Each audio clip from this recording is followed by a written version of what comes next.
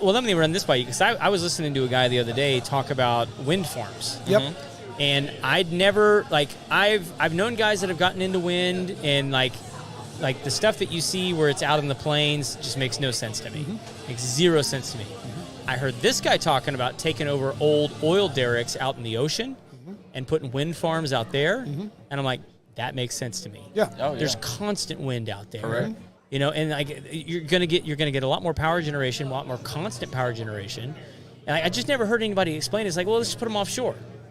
And like there's people pushing back on it for different reasons. A lot of it is like fishing and different things like that.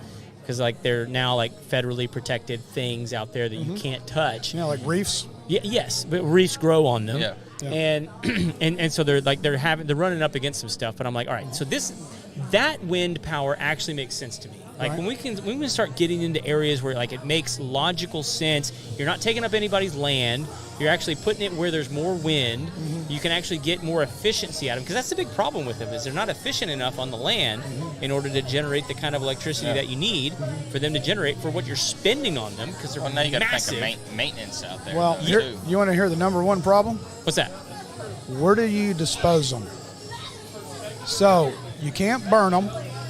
They don't disintegrate, so you have to bury them.